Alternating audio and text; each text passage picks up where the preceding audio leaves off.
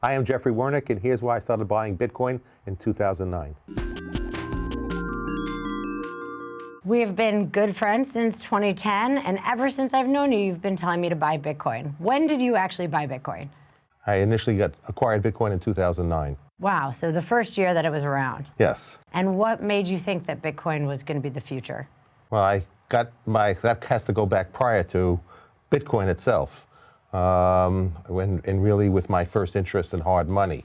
And my interest with hard money really began in 1971 when Nixon suspended convertibility of gold into dollars, and I think August of 1971. I was someone junior high, high school, actually in elementary school, I became very kind of obsessed with the Constitution, the initial period, and prior to the Constitution, the Articles of Confederation, some of the debates during the Constitution between the Federalists and the Anti-Federalists, and the debates between Hamilton and Jefferson regarding the National Bank, and also within the Constitution, there was a specific definition of the dollar in terms of gold and silver. So when that link was officially terminated in 1971, my belief was, and I was only 15 years old at the time, that would cause a debasement of our currency. We would have high inflation, and that's when Connolly famously said that it's our currency, but their problem to Europe. And it's also when Simon and Kissinger went to meet with the Saudis and began the petrodollars. So we had to create another reason for people to hold dollars. Since we couldn't do it through good monetary fiscal policy, we do it through force by basically having all of oil invoiced in dollars. So that way central banks would basically be collateralized by oil rather than gold. So that began the terms of when we had a period of high inflation and complete debasement of our currency.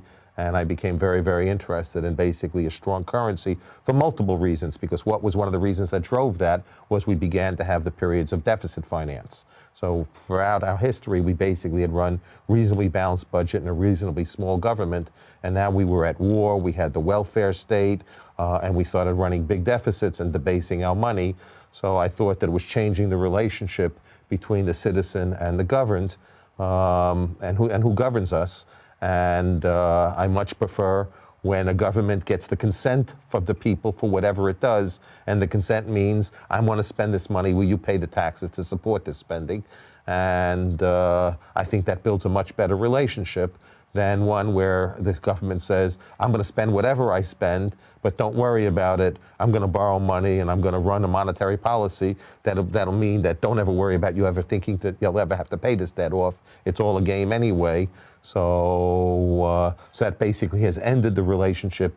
Now the government can do a lot of things without the consent of the people, because as long as the people don't have to pay for it, they feel that they're less interested in it. So initially, my interest in it was not just economic; it was also an issue of the fact of what would foster a good relationship between citizens and the government. And if the government debases its money, what should the citizen have a right to do to preserve itself when the government is acting not in the citizen's best interest? So I became very, very interested in the issues of money, and that's also why I chose to study at the University of Chicago, because you want to go to school where it was known as where monetary economics, Milton Friedman was there, and the monetarist and the quantity theory of money.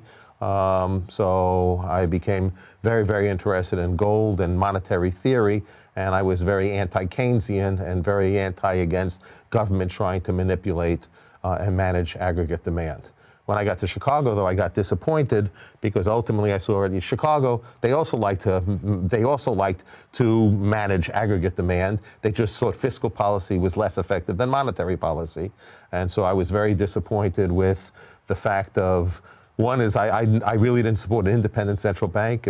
I don't support central banking to begin with, but if we're going to have central banking, I'd rather have it accountable to society than a completely unaccountable, run by technocrats. For people that espouse limited government, It's sort of like weird to have a central bank that's not accountable to anybody or anything.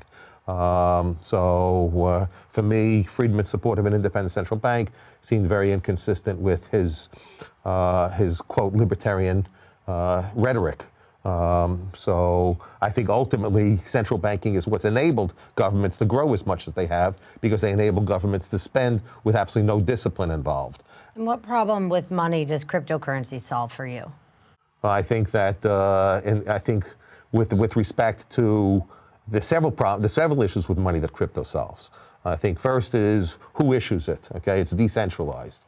So right now nobody knows who Satoshi is. So essentially there's no author. We would deliver the protocol, and we will deliver the protocol with incentives for people to produce it.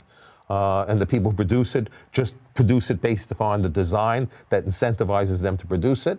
And the incentive mechanism is so well designed that up to now, even though I know some people are concerned about some level of concentration, that it has avoided the double spending problem, that essentially it hasn't been counterfeited.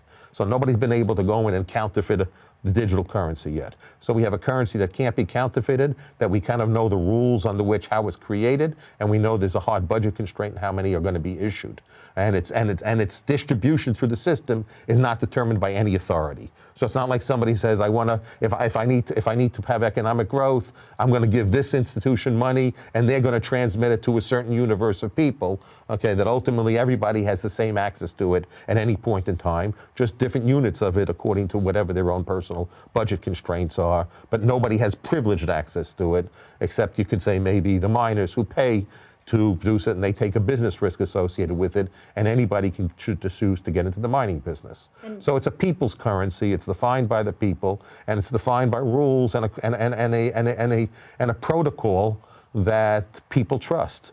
And I think in a world where people don't trust anything anymore, that it's good to have protocols that people trust, that they control themselves, that are not controlled by third parties.